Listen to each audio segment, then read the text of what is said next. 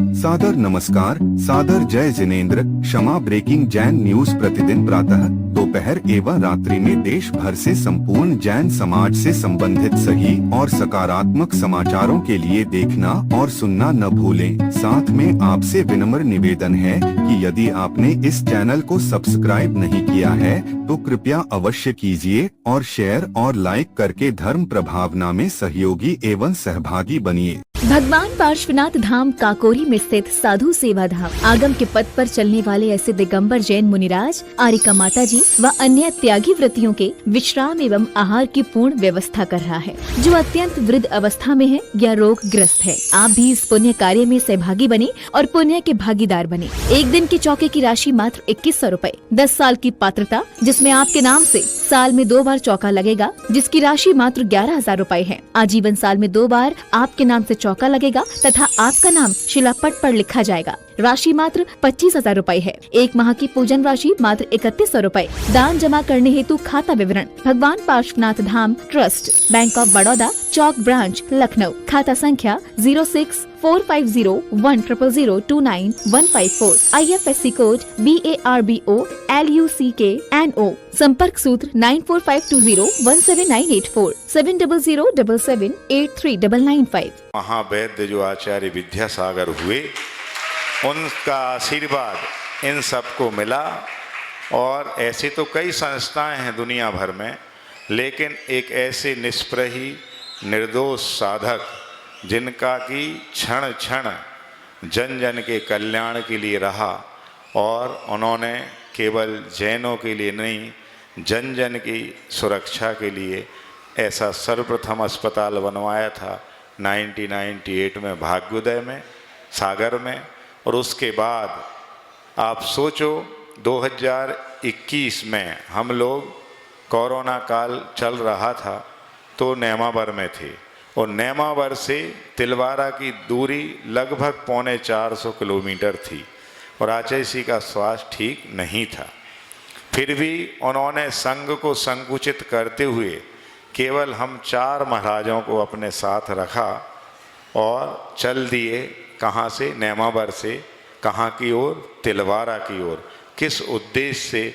तो उद्देश्य यही था कि जो वर्तमान पीढ़ी भटक रही है तमाम प्रकार की पैथी के चक्कर में, तो उसको आयुर्वेद की ओर ले जाया जाए, और पूर्ण आयु की जो स्थापना होना थी वो उसी सन 2021 में आचार्य महाराज की असीम अनुकंपा से कहाँ? वहीं तिलवारा घाट में हुई। तो उस समय सोचो, जब सब महाराज उनको मना कर रहे थे कि आप खुद पूज्य ज्येष्ठ महाराज साथ में थे हम लोगों के, और लगभग आधी दूरी महाराज जी के साथ में हम लोगों ने तय की। और फिर करेली में आके आचार्य महाराज ने बोला कि अब समय चूँकि निकट है और आपको कुंडलपुर की ओर जाना है, वहाँ पंचकल्याणक की तैयारी के लिए आपको चतुर्मास करना है। और बड़े महाराज जी ने बड़े भारी मन से, चूँकि अब गुरु आज्ञा थी, तो उनको हाँ कहना पड़ा, क्योंकि उन्होंने कभी गुरु आज्ञा नहीं टाली। तो फिर बड़े महाराज जी भी चले गए, 4 महाराज जी 5 महाराज जियों को साथ लेके, और इस प्रकार आचार्य जी सहित हम लोग 4 महाराज बचे थे। उसमें हम 2 तो थे, 2 महाराज जी और थे।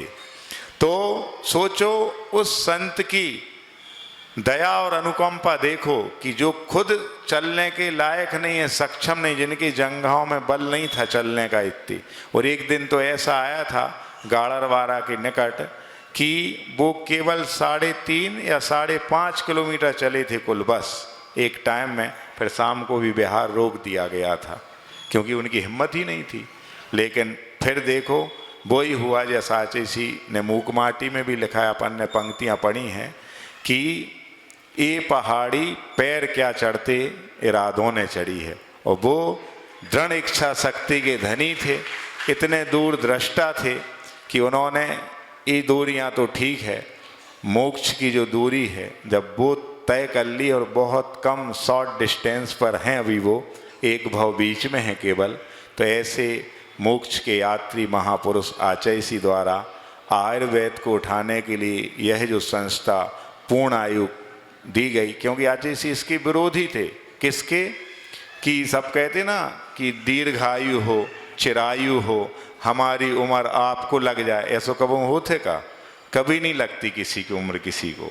जो आयु कर्म बांधा है, तो उन्होंने कहा पूर्ण आयु हो, कि जितनी आयु अपन लेके आए हैं उसका घात ना हो। तो ये जो दिया गया आयुर्वेद, ये क्यों दिया गया? जब पता है कि कोई आयु को 1 सेकंड नहीं बढ़ा सकता है, तो फिर क्या जरूरी है औषधि की? तो औषधि की जरूरत इसलिए है कि हम आरोग्य रहें, और हमारा जो अकाल मरण हो रहा है, जितने आयु के निषेक मिले वो समय के पहले ना झड़ जाएं, इसलिए औषधि लेना परम आवश्यक है। और जब आज इसी ने संलेख न ली, तब भी उन्होंने यही कहा था, मैं शरीर को भी देख रहा हूँ और आत्मा की ओर भी मेरा ध्यान है, दोनों का मैं अवलोकन कर रहा हूँ।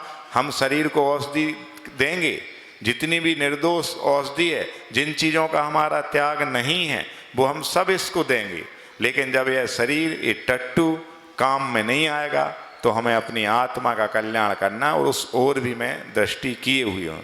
तो आचार्य ने जब पूर्ण आयु की स्थापना करवाई, वहाँ पर सब वैद्यराज आए, एक से एक बड़े वैद्य आए, तो उन सब ने निवेदन किया कि हम जो ये पूर्ण आयु की औषधि बनाएंगे, तो इस पे कोई आशीर्वाद के रूप में आप क्या लिखें, हम एक कोटेशन दे दें। तो आचार्य हाई को लिखते ही थे उस समय। तो आचार्य ने हाई को दिया पूर्ण आयु वालों को, भैया जी लोग थे उस समय, सब डॉक्टर्स भी थे, वैद्य लोग, कि दवा दवा है, कटु हो या मधुर, आरोग्य पाने। और आज जितने भी उसके प्रोडक्ट हैं, उन सब प्रोडक्ट पे हाई को लिखा रहता है कि दवा दवा है, कटु हो या मधुर। कड़वी दवा भी होती तो मीठी भी होती है, कैसी भी हो, लेकिन उद्देश्य क्या होता है? आरोग्य पाने की, हम स्वस्थ हो जाएं। और आचार्य ने एक हाई को और लिखा था, इसके पहले लिखा था कि आचार्य इस बात पे बहुत फोकस करते थे कि आप आहार को ही औषधि बना लें। सब साधुओं, हम लोगों से सबसे कहते थे कि आप यदि आहार को ही औषधि बना लेते हो, किस ऋतु में कौन सा खाना है, कौन सा भोजन नहीं खाना है, यदि ये ज्ञान आपको हो गया, और कितनी मात्रा में खाना है, जैसा भी डॉक्टर साहब गोस्वामी जी ने कहा कि यदि जहर भी थोड़ी मात्रा में उचित विधि से दिया जाए, तो वो भी अमृत का काम करता है। और कई औषधियों में जो बड़े बड़े वैद्य हुए, वो जहर को भी औषधि के रूप में देते थे। और यदि अमृत को भी या पथ्य को भी आपने अति मात्रा में खा लिया, तो वो भी जहर का काम करता। उसके लिए हाई को आचार्य महाराज ने लिखा था कि अति मात्रा में पथ्य भी कुपथ्य हो, अति मात्रा में पथ्य भी कुपथ्य हो, मात्रा मासी हो। मासी मतलब माँ जैसी। माँ कैसा खिलाती? जो छोटा बेटा होता है उसके लिए कम गरिष्ठ पदार्थ, भली बेटा मचल रहा, हमें तो पूरा लड्डू चाहिए, लेकिन उसको पता है तो लड्डू छोटा बना देती हो, वो खिलाती हो। बड़े बेटे को बढ़िया रबड़ी मलाई सब खिलाए, क्योंकि उसका डाइजेशन उतना पावरफुल है। और कहा भी गया कि कमाने से नहीं बचाने से धनवान बनते हैं, कमाने से नहीं बचाने से धनवान बनते हैं, पढ़ने से नहीं चिंतन से विद्वान बनते हैं। और इसी प्रकार जो आज के रूप में आज के लिए प्रस्तुत है ये पंक्ति कि खाने से नहीं पचाने से पहलवान बनते हैं। क्यों? खाते तो सब हैं, लेकिन पचा नहीं हर कोई पाता। जो नहीं पचा पाता है तो वो बचता है, और बचता है तो मचता है, और मचता है फिर तो आप सब जानते हो क्या होता है। तो ये आचार्य का शुरू से फोकस रहा, और सब साधु, और आचार्य ने खुद जीवन भर, बहुत कम दिन होते थे जब वो औषधि ली हो उनने, जब बहुत बीमार हो जाते थे, 160 डिग्री तक बुखार आता था, तभी वो औषधि लेते थे, वरना उन्होंने अपने आहार को ही हमेशा औषधि बना के चले हैं वो। और इसके संबंध में एक जो बहुत बड़े आयुर्वेदाचार्य बाघभट्ट आपने सुना होगा, राजीव दीक्षित को जब भी सुनेंगे तो वो बाघभट्ट के बारे में जरूर बताते थे। उनके गुरु थे अश्विनी कुमार। तो बाघभट्ट वृक्ष के नीचे बैठ के औषधि तैयार कर रहे थे, तो अश्विनी कुमार ने परीक्षा लेने के लिए एक तोते को भेजा, ट्रेंड तोता था पैरट, और जाके वो बैठ गया उस डाल पे, और बस वो एक ही शब्द कहता हुआ कोरुक कोरुक कोरुक। तब वो बाघभट्ट थे, औषधि बनाने में दक्ष थे, उनका पूरा दिमाग वहीं लगा था, तो सुन नहीं पाया। फिर वो चिल्ला रहा कोरुक कोरुक कोरुक। तो जाके इसका अर्थ होता है कि रोगी कौन नहीं है, कौन नहीं है, माने निरोगी कौन है। ये प्रश्न पूछ रहे थे। फिर बाघ भट्ट का ध्यान गया उस ओर, तो वो तो दक्ष थे ही इसमें। तो फिर जाके वो बोलते हैं हित भुक, मित भुक और साक भुक, माने जो थोड़ा खाता है मित, और हित यानी जो जिस मौसम में जो चीज इस शरीर को हितकारी है वो ही खाएगा, समझ गए। तो ये हो गया क्या, हित भुक, और मित भुक यानी थोड़ा खाना, भूख से कम खाना। और तीसरा उन्होंने साक भुक यानी शाकाहारी खाना। ये नॉन वेज जो आ गए हैं, अपन भली जैन कहलाते हैं लेकिन अपन सब मांसाहार कर रहे हैं। हर बच्चा जो भी फास्ट फूड, जंक फूड और बेकरी, कोल्ड ड्रिंक्स, आइसक्रीम, ये पैक्ड फूड जितने भी खा रहे हैं वो सब नॉन वेजिटेरियन है। इसलिए आज हम सब बीमार हो रहे हैं। इसलिए कोई भी अचैसी कहते हैं कि जब दवा काम नहीं आती है तब दुआ काम आती है, समझ गए। तो उन्होंने क्या बताया कि चाहे वो एलोपैथी हो, चाहे आयुर्वेद की पैथी हो, चाहे होम्योपैथी हो, इन सबसे बड़ी पैथी है सिम्पैथी।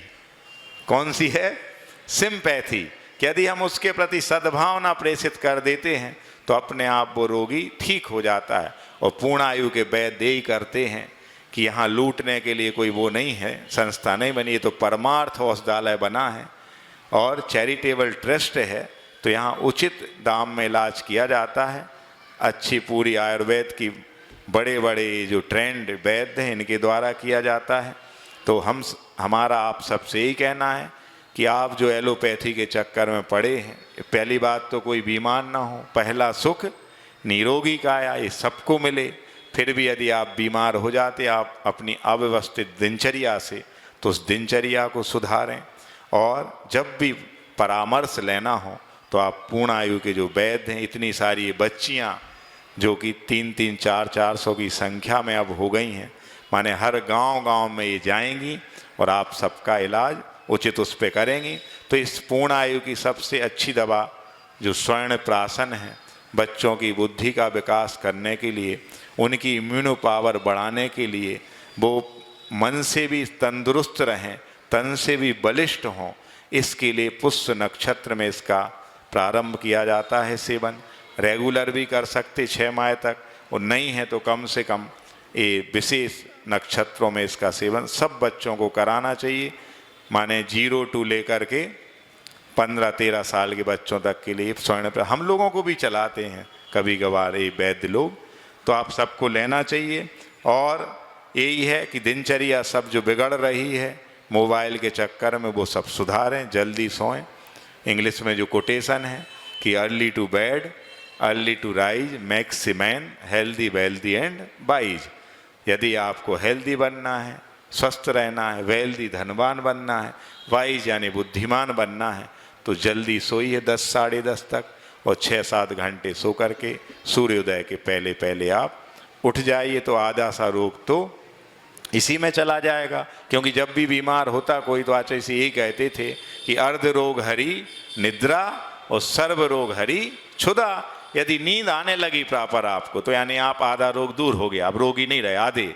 और यदि भूख लगने लगी ज्यों की त्यों खुल के, तो समझ लो आपका रोग पूरा चला गया। ये सब चीज़ें आचार्य बताते थे। ये भी कहते थे कि जिसका भोजन शुद्ध नहीं है तो उसके भाव कभी भी शुद्ध हो नहीं सकते। तामसिक भोजन करोगे तो सात्विक वृत्ति आएगी कहाँ से? राजसिक भोजन करोगे तो नहीं। इसलिए सात्विक भोजन करना पड़ेगा। सात्विक प्रवृत्ति लाने के लिए, भावों की शुद्धि लाने के लिए हमें शुद्ध भोजन परम आवश्यक है करना। और आचार्य के पास अंतिम इस संस्मरण को सुना करके कि जब राजपाल यादव नेमावर में आए, हास्य कलाकार थे बॉलीवुड के, तो जब वो जाने लगे तो आचार्य से बहुत चर्चा, उनने कई एक्टिंग करके भी दिखाई। आचार्य ने बहुत इंटरेस्ट से उनको देखा और फिर जाते जाते दरवाजे तक चलेगा, फिर लौट के आए कूदते हुए, आचार्य गुरु मंत्र दे दीजिए लास्ट में, जो मेरे पूरे जीवन को संभालने के लिए, और इन सब जो हमारे साथी आए हैं इनके जीवन को संवारने के लिए एक कोई मंत्र।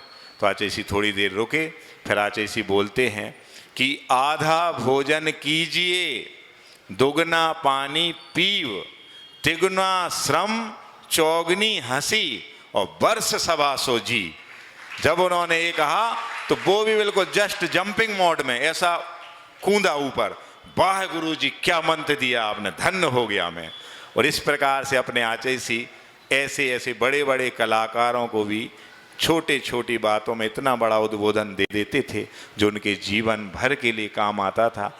ऐसे गुरु महाराज अपन सबको मिले, ऐसे बड़े आयुर्वेद आचार्य अपन सबको मिले हैं कि जो हमारे जीवन को अंदर से भी, उस आत्मा को भी संभालने के लिए, उसके रोग करने के लिए भी उनने सब कुछ दिया अपन को, और इस शरीर को भी निरोगी बनाने के लिए पूर्णायु जैसे औषधालय को आप सबके लिए दे गए हैं।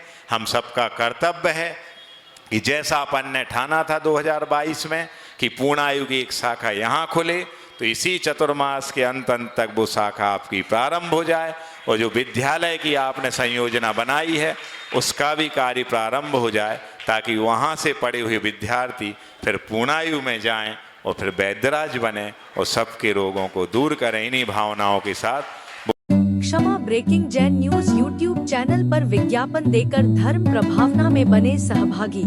विज्ञापन देने हेतु संपर्क कीजिए मोबाइल नंबर 9026900740 एवं समाचार एवं वीडियो भेजने हेतु WhatsApp number 9335236222। Kshama breaking Jain news YouTube channel देखने के लिए आपको बहुत बहुत धन्यवाद। सादर प्रणाम, सादर जय जिनेंद्र।